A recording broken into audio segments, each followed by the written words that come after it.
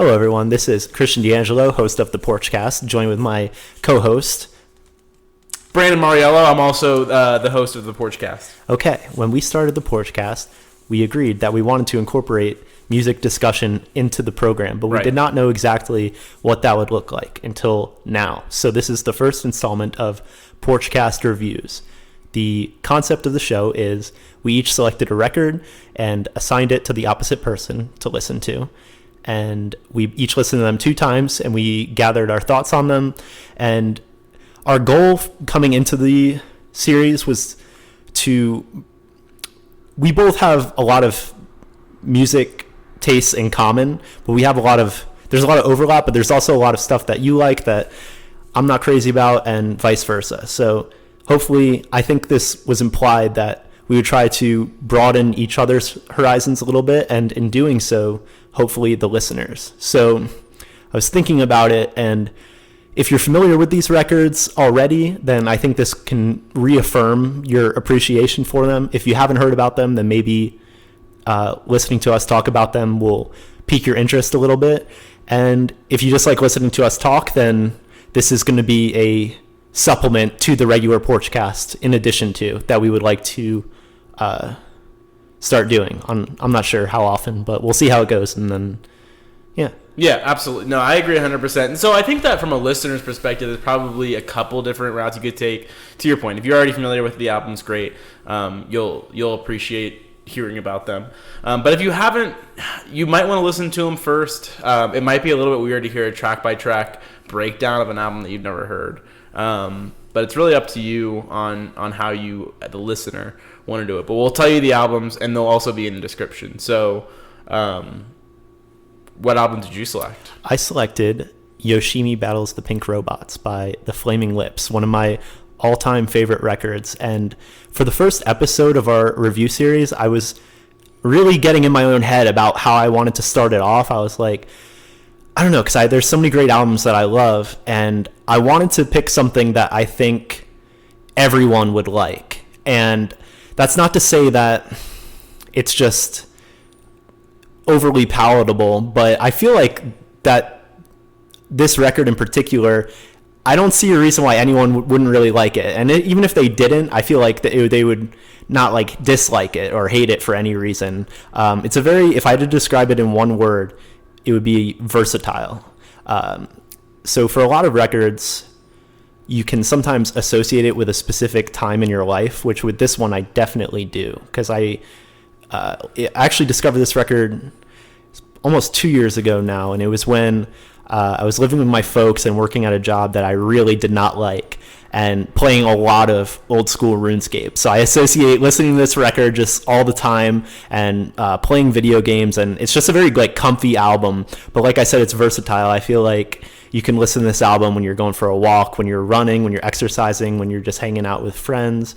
I know that I put it on when we went camping, and I really enjoyed that experience. Something else I noticed that I thought was a funny coincidence was that both of our records that we selected came out in 2002, which is such an odd year. And then I looked at it more closely, and I was like, well, maybe it's just a coincidence, but maybe 2002 is just an anagram for 2020, which is the current year. That's true. And it's also a sort of bizarre year. So I think this album I have a lot to say about it, but it's very surreal. It is a very visual album. I feel like you can. Let's not give them all the business.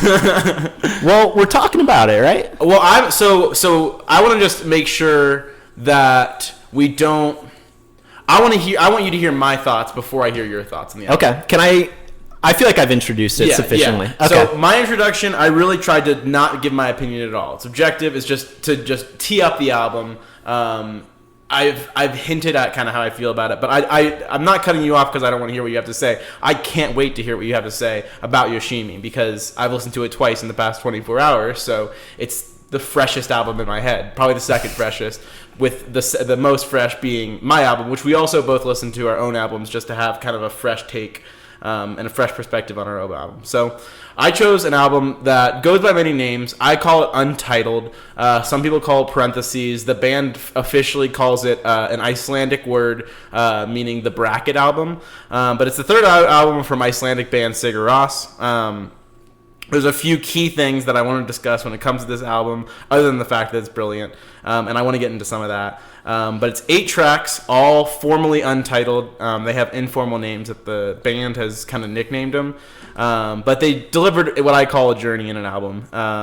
And a lot of their other work gets more credit, and you find a lot of their other work in different forms of media, TV, movies. Not so much with this album, and so I've always felt it was the cult classic, if you will, in terms of Sigur Rós albums. And yeah, that's just my kind of high-level view of Sigur Rós's Untitled, Parentheses, or the Bracket album. And these 2 albums will, again, be in the description. Like and comment and subscribe. Could you tell me what your thought process was for choosing this record in particular for the first? Yeah, so that's a good question. It's an album that I've always really wanted you to love. Like, it's just like an album that I really love. I don't know if it has the same versatility. It's not an album that you would just throw on when you're hanging out with your friends, but it's definitely a great album to study to and to really lock into it. It's also a great album to throw headphones on and just listen to the music. So things like airplanes, for example, or long car rides, it's a great kind of album for that, to just really give it a good listen. And I also felt like I'll get into another reason why I wanted to talk about it once we get further into the discussion on the album. Okay. But there's a couple comparables that I wanted to bring up in our discussion with it. But going off, I mean, where do you want to start? I've thought about it a lot. In what way? Which album? Which record? I figure we could start with mine because, this whole thing was just my idea in the first place. So totally, we can get this out of the way. So, and I have my notes in front of me, and I'm ready to go. All right, man, let's do it. So, Yoshimi Battles the Pink Robots by the Flaming Lips. It's their 10th record, which I thought was crazy because it's definitely one of their more beloved records, and it was my introduction to the Flaming Lips, and I'm really glad that it was because this album was love at first listen for me, and that's usually not the case with a lot of music.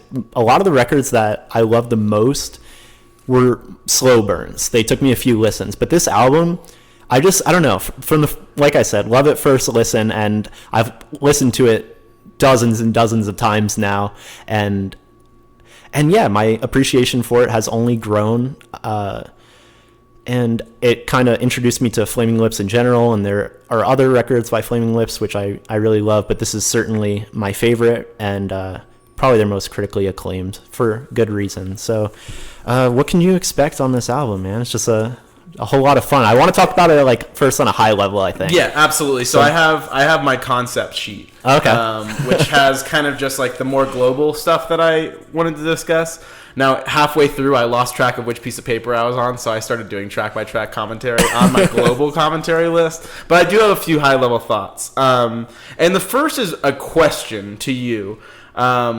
And that's, do you think this is a concept album? Now, I looked up the definition of concept album, and it says a cycle of songs expressing a particular theme and idea. And so by that definition, a lot of albums are concept albums, and this definitely is a concept album. But more broadly, I think that people have a different understanding of what concept album really means.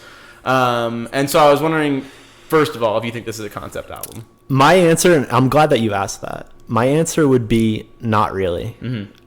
When I think of a concept album, the first one that comes to mind would be The Wall by Pink Floyd, where the entire record is following, first of all, a narrative. I don't think that's essential for a concept album, but I think, because I would say Dark Side of the Moon is a concept album as well, but it doesn't follow a narrative like The Wall does. But it does have a greater theme, which is consistent through each track, regardless of the actual subject matter of each track. Whereas Yoshimi Battles the Pink Robots, a few songs are related, of course. And there is a distinct narrative in the first 4 songs of the album. Yes, but it's not consistent with the whole record. What I would say, though, is that there's a consistent tone in the music throughout the whole record that makes it what I would consider to be just a perfect and cohesive album in tone, lyrically, I wouldn't call this a concept album, and I don't really think it matters that much either. No, I don't. You know? Yeah, no, totally. So that was my first thing. The other one, I don't want to spoil what's coming up later, but I think that a shared theme or something that both albums use a lot of is repetition. Both albums are extremely repetitive, inner track especially. And I think that holds. I don't think that's a bad thing by any means. I think that there's a lot of lyrical repetition in the Flaming Lips album, whereas Sigur Rós is a lot more. Well, we'll talk a little bit about the repetition inherent in that album. But that was another thing, is just that shared theme between the two albums, and definitely a major theme of this album. I don't know if theme is the right word, but there's a lot of repetition. Motif, yeah, that works. And yeah, I was going to actually say the same thing about the Untitled record, that it's just a way to describe it. It's repetitive. I really enjoy music that is repetitive. It doesn't necessarily carry a negative connotation. And what I would also say is, going beyond that, it's an incredibly catchy record. Like, a lot of the songs stick in your memory, stick in your mind, and it's just very catchy. Things that I noticed that I had not noticed before, because I was recently, just now listening to this album, but through the lens of, all right, how am I going to talk about this thing? What I noticed is that musically, it's a very upbeat album. I think it's a very pleasant sounding album, but the lyrics, some of them are actually kind of dark. I have that exactly. Yeah, that's something I noticed. So there's themes of love and hate and untrustworthiness, but my first comparison, I was thinking that it reminded me a little bit of the record Helplessness Blues by Fleet Foxes. But with these kind of heavy themes being approached lyrically, there's not a sort of grim or overwhelming outlook that is also implied by the lyrics. It's not the lyrics, but the instrumentals. It's all very pleasant sounding, in my opinion. Definitely. Throughout the whole record. Definitely. This is probably the only album that can say, I have it written down, look inside and you only see self-reflective sadness, I think is the line, or it's very similar. That's pretty close. I have it written down verbatim on here. And he says that if you look inside, you only see self-reflective sadness. That's a tough line, man. That's like, a hard line to write, a hard line to hear. But I didn't know. I listened to it the second time, and I was reading the album along with it. And I don't know if I would have ever noticed that line and what he said, right? Because it just kind of blows past you. One of the words that I wrote is dreamlike, childlike, spacey. That's kind of the high-level adjectives that I felt from the album. And so you don't expect a dreamlike, childlike, spacey album to utilize those kind of themes, to your point. The first, I had it written down here, but the first adjective that kind of came to mind is whimsical. There's a very whimsical feeling to it. And I was laughing to myself because my goal was to select a record that was overall very positive and agreeable. And then I looked at it more closely and I was like, oh, wait. Yeah, definitely. Because in the future, I am going to get really into the doom and gloom for sure. But not tonight. This album, I think, is overall very positive. Definitely very positive, and it explores those themes, but it stays true to that whimsical nature. And so it's exploring these themes, even like existentialism, in a funny way. Maybe funny is not the right word, but in a accessible way. There's a goofiness to it. There's a goofiness to it for sure. It doesn't take itself too seriously, which is important, I think. Yeah. So, kind of going track by track. Yeah, starting from the top is Flight Test. Fight Test, actually. Fight Test, sorry. So I love the now to get us kind of jarred up a little bit. But this is probably the most childlike album. And this is one of the three Flaming Lips songs that I was familiar with. I had heard a couple times. There's one song that I had heard a lot, and another song that I had heard a couple times. A couple of my favorite moments in this song were I should have fought him, but and then he kind of trails off, and then what he says, but I let him go. And then there's and I don't know, but when he says it, all the instrumentals kind of go away, and it's just this really, really good moment that there's repetition, and he's kind of saying the same thing throughout the song, but it highlights this one moment towards the end, the climax of the song, and that's probably my favorite moment on the album. Really? I think that the first track is so important, and this is one of those albums that I feel like the first track really sets the tone. You feel like you're going on this little space adventure. Definitely. I forgot to mention one of my other concept high-level notes, which is probably my biggest... what's the opposite of criticism? Like a good thing. A critique? No, a good thing. Like an opposite of criticism? Yeah, like my favorite thing about the album is I just think it's perfectly... The songs are perfectly placed. And it flows amazing. I mean, every song is perfect in it. And it counters and balances with the songs around it perfectly. I agree with you on Fight Test, and I think that continues throughout the whole album. Every song is placed where it ought to be. It's not to say I love every song, but I think they're all placed in the right order. One of the main things that I noticed when I was looking at this more closely, going track by track, I was like, oh God. Because I didn't really realize what any of the songs were called, or like which song was where, because I always put this record on from the top and I just listen to the whole thing and I kind of forget about it, so and I have a lot of albums like that where I actually look at it more closely and I don't know what any of the songs are called. Definitely.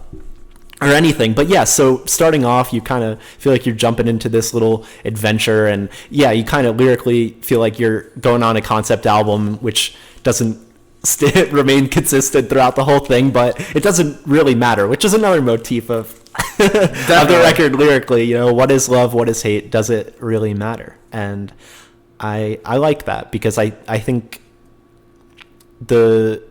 I keep saying it, but the instrumentals are very much in tune with that sort of concept of, does it matter? We're having fun, so exactly. Just be in the moment and enjoy it. So. Yeah.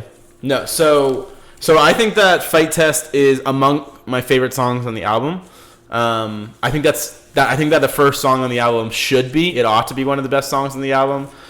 If you're around like bronze place or bronze medal on the album and you're the first song, that's about perfect. But no, I thought it was a really good song and a really good way to your point, kind of start you on the journey. And I do love that part where he says, and I don't know, when the music kind of stops. Mm-hmm. So second song is One More Robot, Sympathy 3021. And like I said, it's the perfect song to follow up Fight Test, because it distinguished itself. To your point about it being a versatile album, I think this song shows very early on that you're probably going to hear a bunch of songs that they're obviously by the same band, but they sound different. You know what I mean? Mm-hmm. It's very versatile. Very versatile. And so I just liked that part about this song. I love this song. I love the outro.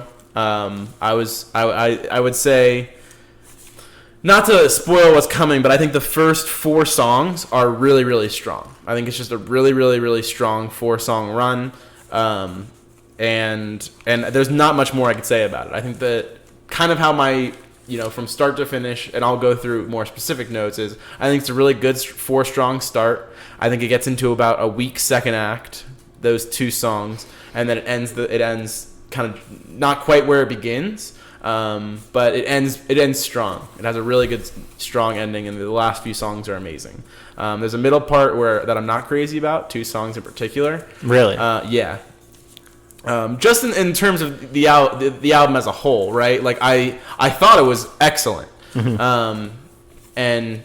And we'll get into my final thoughts on the album. I thought the album was excellent. I just think there's a couple of weak songs in the middle. So that's my thoughts on One More Robot and Sympathy. I don't have a ton of notes on that song, but I think it fits really, really nicely between your introduction and Yoshimi. Mm-hmm.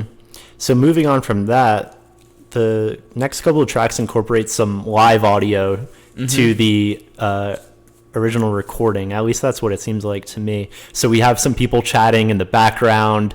We have the instrumental tune, which, with the descending guitars, and it's just super catchy with the screaming coming in, which I was thinking about it, and that's the only kind of element of harshness to the whole record is when that screaming comes in. But it emerges, I feel like, into something that's very fun and more upbeat. But so yeah, that's kind of like the first few songs, and then Yoshimi is a very repetitive song. Is it a ballad? I'm not sure. And Yoshimi probably has which it's an album full of choruses and hooks, whatever you want to call them. Yoshimi is probably my favorite chorus on the album. I'm going through on my phone too and looking at the lyrics so that I can make sure that I'm. Yep. And so there's a part 1 and part 2 to Yoshimi, and part 2 is entirely instrumental, which is interesting when you have a really talented, in my opinion, lyricist. It's always interesting when they make that decision. And it also has a lot of that. I couldn't think of a good word for it other than liquid distortion. I don't know a good name for it. It's like a commonly used type of distortion where it sounds kind of, it's not fart-like, but it's a little fart-like, right? It's like a... Yeah. You know? And I love again, probably not using the right word for it, but it kind of scales on part 2. The dun dun dun dun. Yeah, it's like a descending. Yep, exactly. Bass and guitar riff. Yeah, love that. So good. But yeah, I noticed a lot of the talking on part 2. Yeah, I think that's interesting. It kind of sets it evokes a visual sort of component to the listening, which I think is fun. And it kind of makes you feel like you're there a little bit. Definitely. Any more thoughts on Yoshimi, part 1 and 2? No, we can move on to the next few tracks. I think Yoshimi part 1 and 2, if you're allowed to combine them, they're my favorite song on the record. Mm-hmm. If not, I really love Fight Test a lot. I really like this 4-song run a lot. And there's a song on the second half of the album that is amongst my favorite. But this 4-song run, in my opinion, is the best part of the album. Okay. So then we move into In the Morning of Musicians. Of the Magicians. Of the Magicians. Are you sure? Yeah. Oh yeah, I have it different in both spots of my notes because I took different notes each time. I have Magicians on this side. So this definitely sounds like you're going to an adventure. This is my this song and the next song are the 2 weak spots on the album for me. Okay. With the next song being the weakest. I liked this song a lot more the second time. I liked his falsetto a lot, and I made a note of that. But I think that part of what I didn't like about it is that it's a long song that could have been cut in half. It's essentially the same song twice, and it's a good song on its own. I don't think it needed to go twice. I think they could have found a way to extend it a little bit, but not have a full 6-minute song. It's the longest song on the album.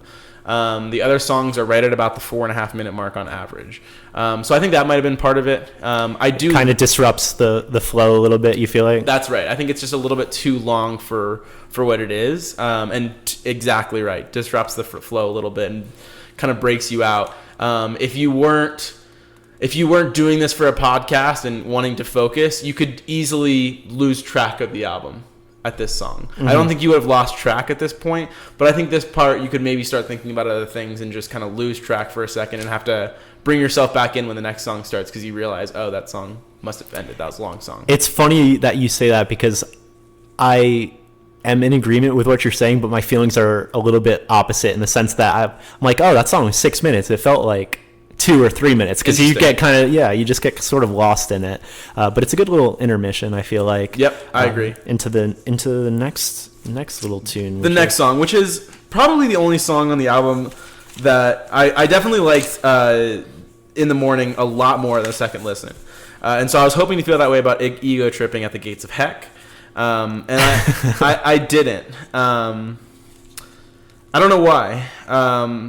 I don't have really a lot of thoughts on his vocals. I loved the drums both times I listened to this song, and like the beat of it. But yeah, this song is the only song on the album that I can say after 2 listens just kind of falls flat on me. Okay, that's understandable. From a lyrical standpoint, I really love the feelings of longing and sort of, what's the word? It's sort of pensive, I feel like, which is a word I would definitely use to describe Sigur Rós. So I wish I saved that adjective, but now it's too late. But I feel like we've all kind of felt like that sometimes. You know, I was wanting you to love me, but your love, it never came. It's very unfortunate, but yeah. And hey, that's the thing. I mean, on a new album that you're just listening to, not every song is going to hit, because I wrote New Boot Goofin'. And so that was kind of just ego tripping. Yeah. Like that's just kind of like, it's still whimsical to me. We're just ego tripping, or you know what I mean? But yeah, moving along. Moving right along is to Are You a Hypnotist? I love this chorus a lot. This is another one of my favorite choruses. Love the drums on this. I don't have a ton to say about it. I really like it. That was the same. I wrote down the same thing. I was like, this is one of the more catchy songs on the album. Yep. By far, definitely. Just a pretty straightforward. And there's a lot going on in this song, which I liked a lot. Some of the other songs are a little bit simpler, so I liked that there was kind of noise from a lot of different places, a lot of different sources in this song. I just had a lot of fun listening to it. I wrote after my first listen, not so crazy about that 3-song run. I loved the first 4 songs. Not so crazy about these 3. I do like Are You a Hypnotist, especially on the second listen. Yeah, so that leads into It's Summertime.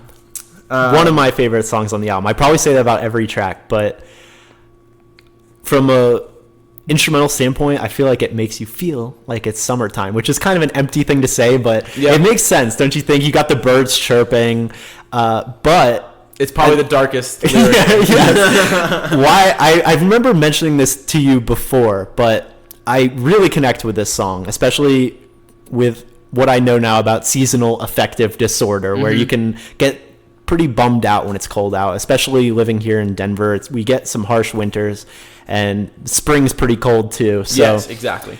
I love that lyric. It's summertime, and I can understand if you still feel sad. That's well, and the line that I mentioned earlier, when you look inside, all you'll see is a self-reflected inner sadness. That comes from this song. So it is a song musically that's about summertime, but lyrically it's not. And I thought that line. I mean, I wrote it down. I wrote it down in full. I thought that line really captured what the song was talking about, and kind of what the counter is look outside, and you can convince yourself it's summertime out there. Okay, moving right along is Do You Realize, which is a song that I've heard a lot. I've heard countless times. Definitely the most well-known song on the record, and for good reason, I think. Yeah, and arguably one of their most well-known songs probably ever. I think it is their most well-known song. It's just one of their songs, and it's amazing. It's an amazing song. Because everyone can relate to that. I feel like we've all met someone that had a beautiful face at one point or another. Yes, and it's a special thing, I think, and that's what's kind of going on here, And we're floating in space, which ties into the other motifs of the record. I agree, and I love the key change toward the end, like the last Do You Realize, or the last set of Do You Realizes, and I also like how in one of the choruses. He's saying you realize, so like he doesn't say the do, but he keeps that kind of like it's a very, very tight song. It's a very, very tight song. The whole song interacts with all other parts of the same song. It kind of stays in this confined space, but it fits within the album, and it fits, to my point earlier, where it is in the album, leading into kind of the finale, so to speak, the last 2 songs. So yeah, going from that, what's the next track? All We Have Is Now, which I think is my favorite song on the album. Yes. It's really good. It's really good. I wrote the perfect penultimate song. On my second listen, I almost kind of wish that the album ended with this song. I think the last song brings you out of it nicely. It's another instrumental track. So this is the last thing the album has to say. And specifically the last thing he says is All We Have Is Now. That's the last thing he says. Technically the last words on the album is now. Which is interesting. I actually didn't even think about that until just now. But the last thing on the album is the voice, the distorted voice saying now again. The fight ends, or that's from earlier. Sorry, I'm getting my things Getting your notes up. mixed up. That's okay. But all we have is now is the last line. I always am going to look at the last thing that somebody has, because you have to kind of consciously think this is the last thing we're going to say. I love the kind of reveal halfway through that the person speaking about the future is him. Yes, I love that. And just this concept lyrically of a time traveler coming back and saying that there is no future and that the only thing that matters is now, and he realizes that the time traveler is himself, I think is just an interesting concept, and it makes you appreciate the statement that the song is trying to make, that all we really have is the present moment, and yeah, it's a fun album. We got a nice little instrumental track to close it off, and Approaching Pavanas Moons, Mons by Balloon, Utopia Planitia. And the title really just says it all, I think. The title really just says it all. And kind of, I was for a second thinking on my second listen, man, I really wish that All We Have Is Now ended us off. But I do think that I can kind of see this as an epilogue. Definitely. And so that's kind of when I was like, you know what, it's not the last chapter, it's the epilogue. All We Have Is Now ends it off. It is my favorite song on the album. Yeah, for sure. So, I would say, hot tracks for sure are the first four, All We Have Is Now, and Are You a Hypnotist? The weaker songs are In the Morning of Magicians and Ego Trippin'. I would say those are the weaker songs, with Ego Trippin' probably being on my weaker side. And then a couple of kind of middle-of-the-road songs that help tie the album together. But I think all together, it's tied together really well, and all the songs fit perfectly where they are and within the constraints of the album. So what do you think out of 10? Did you like it? Mm-hmm. Yeah, so I gave it a ranking, and I'll tell you honestly, I kept bouncing it back and forth between two numbers, and I landed on an 8 out of 10. That's a good score. That's a good score. I did land back and forth between 7 and 8, and not 8 and 9. But I think that I'm definitely firm on the 8. I don't think that a 7's fair. I'm firm on the 8, especially after a second listen. Awesome. Well, for me, it's a 10 out of 10, dude. All the records that I really like and I'm going to talk about are 10s. Totally. I just give them out like nothing. No, I agree, and I think that this next album is one of my 10s. Okay. So I'm excited to talk about it, and I'm also a little bit nervous because I was looking at it, and I did go song by song, and I have stuff written down song by song, but I feel like this is a record that makes much more sense to talk about at a higher level. Definitely. As opposed to track by track. So I'm hoping that you're not going to be too critical if I can't go each track and talk about my specific thoughts on them. No, I won't. There's only 3 tracks that I think that in my opinion, the album kind of flows. There's an actual flow and a perceived flow. I think there's song 1, there's 2 through 6, or 2 through 5, and then there's 6, 7, and 8. I think 6, 7, and 8 is. I want to hear your high level thoughts first before I start kind of getting too far into what I think. Okay, did you say why you selected this record? Mostly because I think that we had the same idea that this is another one of those records that I always start from the top. There's a couple songs that I'll listen to every once in a while, but for the most part, I listen to this album, top to bottom. It just makes sense like that. It's very cohesive. It's untitled. All the tracks are untitled for a reason.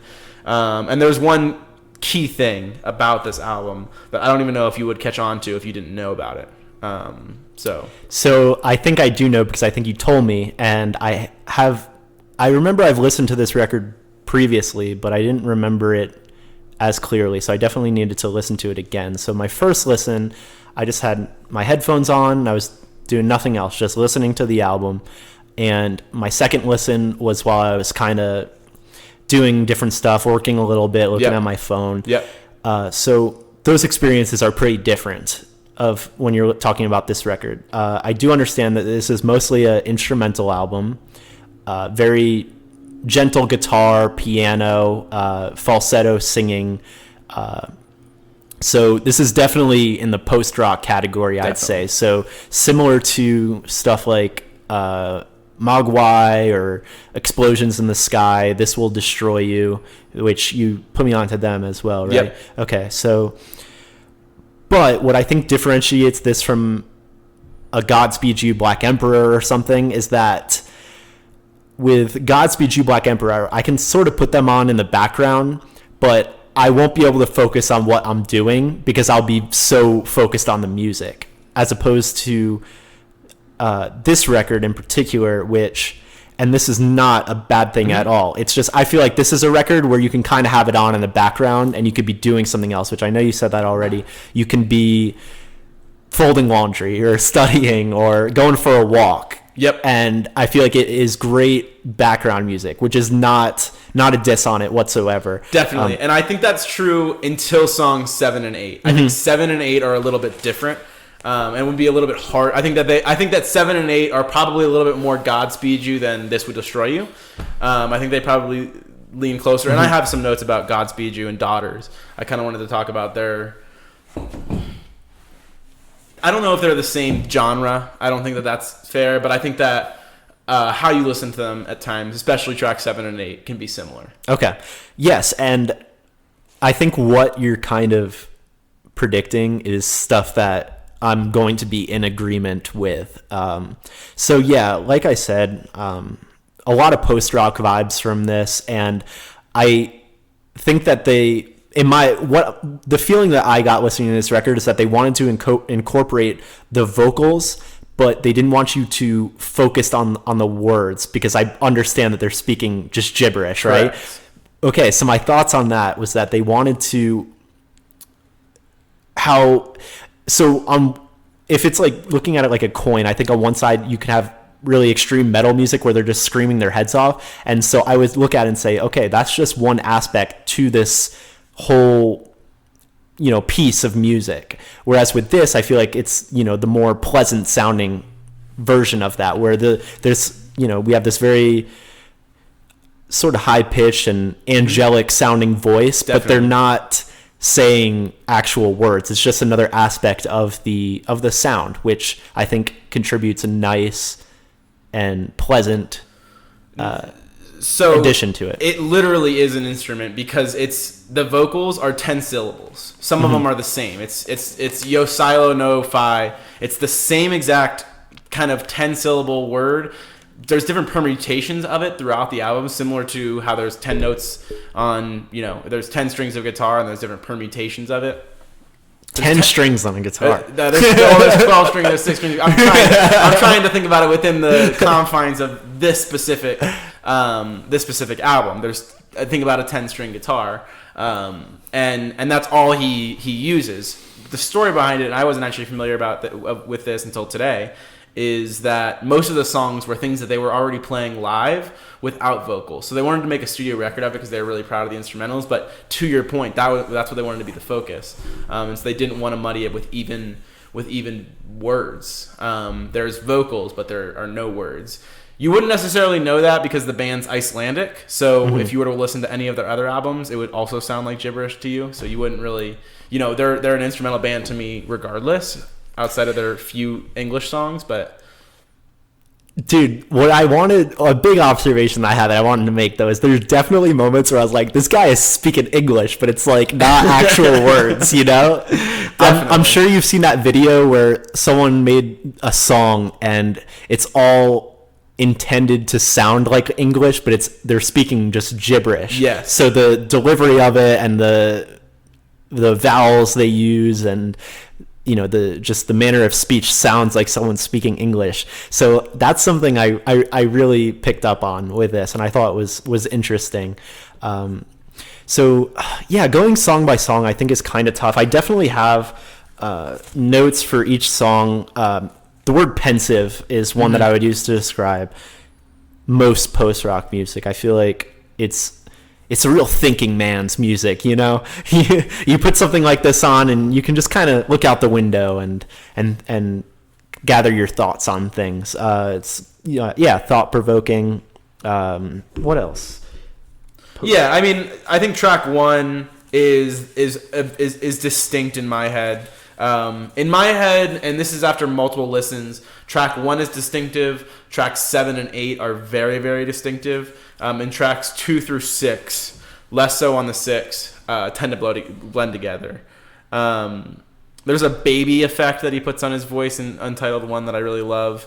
But one thing I definitely wanted to mention about the vocal aspect of it is that although they aren't actually saying anything, I feel like there's a weight to the delivery which is evident, and there's an emotion and a feeling to it which comes through, and I think was a success. And I suspect that's what they were going for, and I think that they really pulled it off. Well, I think that actually, it's interesting you say that, because the first song is a great example of that. I've always thought about babies when I hear this song. I think about a baby and the love you have for your baby. And the name of this song, the unofficial name that the band's call it, is one of the band members' son's name.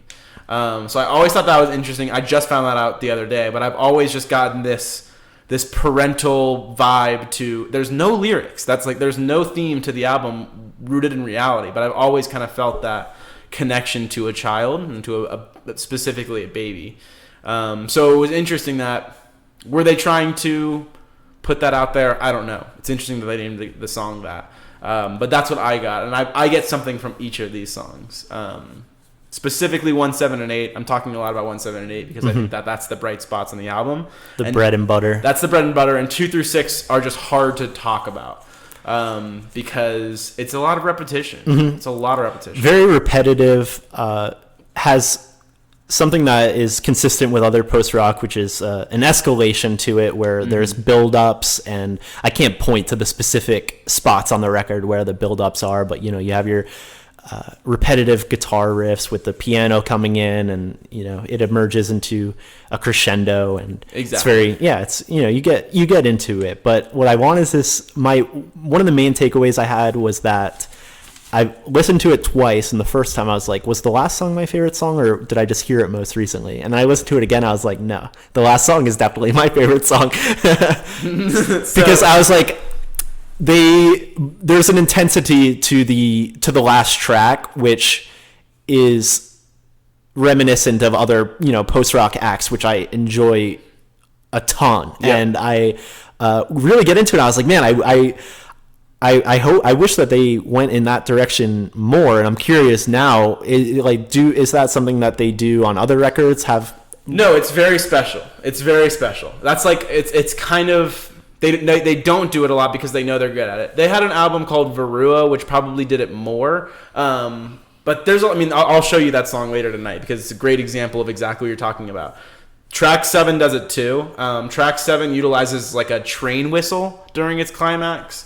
A lot. 8 is also my favorite song, by the way. 7 and 8, they go back and forth. I love the last 22 minutes of the album, which is 7 and 8. They're both very long songs. But yeah, 8 just really builds up. I mean, it's a build-up that has been coming the whole album. That's why they kind of use it so sparingly, because it packs that big of a punch. It's just what you've been waiting for. So I'm glad that you connected so much with track 8, because track 8... Yes, I was anticipating you thinking that I would like that song, because I know that you know what I like, and that's why I think that this format is interesting, so we can maybe expose each other to things that we think they'd like or things that we don't think they like, but maybe they should give a good shot, which I think, just talking about the concept of the show, I think is why I'm so excited about it. And yes, both of us, obviously, we are passionate music listeners, but we've never spoken about it in detail or tried to articulate things in this way where it's sort of review style, but it's something that I would like to do more of. And do you feel the same way? Absolutely. Okay. Yeah. Me too. So yeah, I don't know, like there's definitely other things that come to mind when I listen to this record though, but it invokes a very, I feel like almost chapel / choir oriented imagery where a lot of the songs of this record, if you closing your eyes and getting into it, I feel like you can, the imagery I'm experiencing a lot is something almost religious, I think. Yep. I can see that 100%. Another interesting thing that I've always found about this band, and I'll be honest, I don't know at which parts this is true and whether this is true in this album, but I can't imagine it's not, just because there's certain times in the album where I'm like, that has to be what that instrument is. And something else that I think is really interesting about this band is they're the only band that I know of that uses a bow on an electric guitar. Mm-hmm. It's a very, very interesting sound. I'm pretty sure it's on this album. I mean, I saw that as well when I was looking into it, and the only other time I've seen that is Claudio Sanchez from Coheed and Cambria has done that as well, which is interesting. It sounds amazing. I'm surprised more people don't do it because it sounds really good, especially for what they're doing. It meshes really well with their music. I'm sure that's why they use it a lot. But it's used a lot in this album, and it sounds exactly how you would think it would sound. It sounds like an electric violin, you know?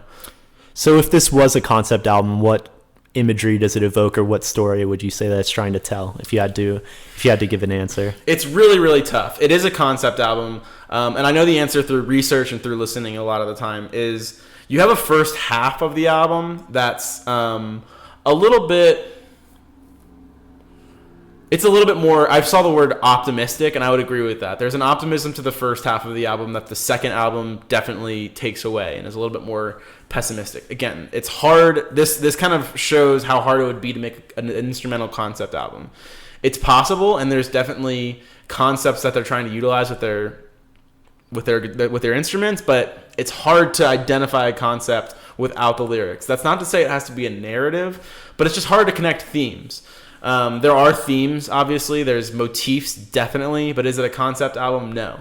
But in terms of a message and what it's trying to convey, I think it's really, really hard for me to say. And okay. I think that I would just be coming up with an answer on the spot, and I don't think that I have a good answer. And that's after countless listens of this album.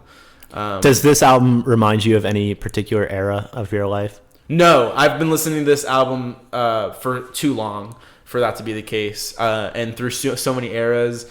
You know, I have when it was introduced to me, which is high school.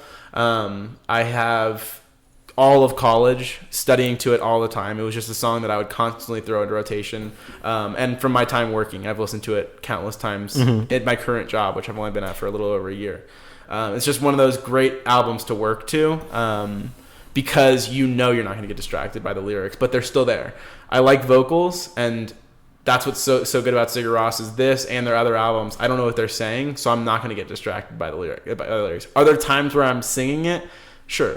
But I don't know what he's saying, so it's a little bit less of a distraction to me. And I think that that's probably where Sigur Rós is best utilized, where... like they're used in like Planet Earth a lot. They're used in a lot of media because they're really, really good, to your point, background noise. They're really good to back up anything and still convey an emotion. I agree completely. What do you think out of 10? So I think it's a 10 out of 10. 10 out of 10. Yeah, I think it's a 10 out of 10. I wouldn't have given a non-10 for the first time. And 7 and 8 are 15s for me. 15 out of 10. I mean, they're two of my favorite songs. I love 1 a lot too, but for different reasons. And 8 is so good. It's a build up within the song, and it's kind of been a build up that you've been waiting for the whole time. I think it pays off. I do too. And if you're listening to this and you're curious, then just give it a shot. What have you got to lose? Yeah. What do you give it out of 10 though?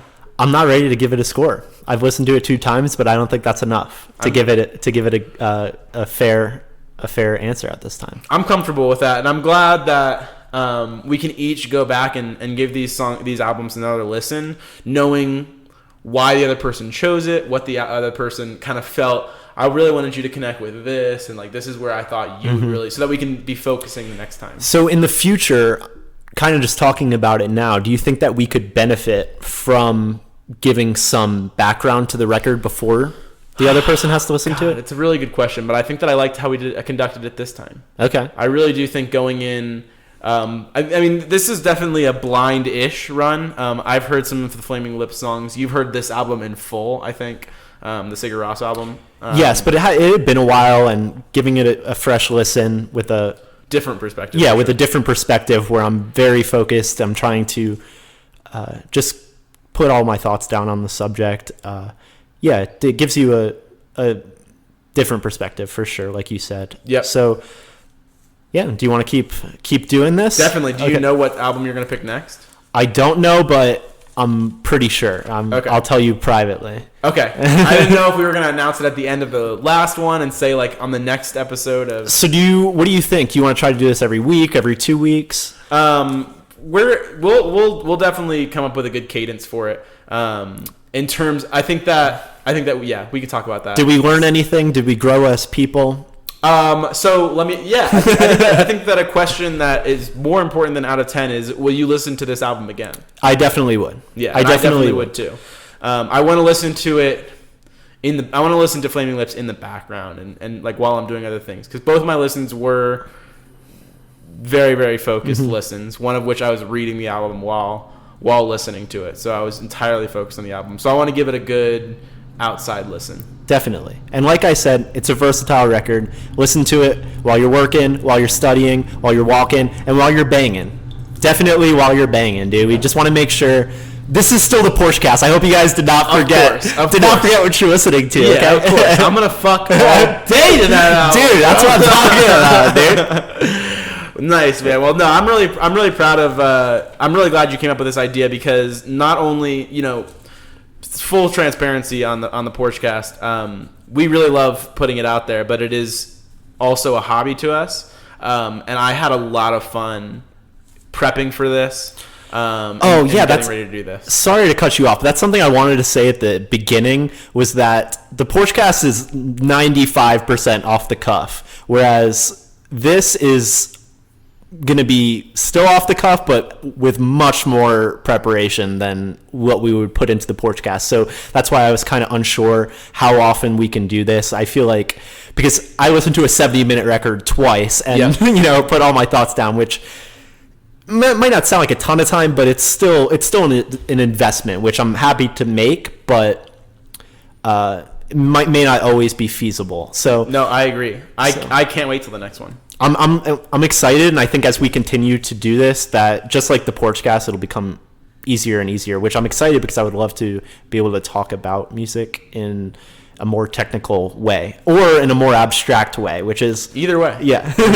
Either way. So yeah. All right. Well, any closing thoughts? No, it was fun. Let's keep doing it. Stay banging and stay listening to the Flamin' Lips and Sigur Rós. And Sigur Rós. All right. See you guys.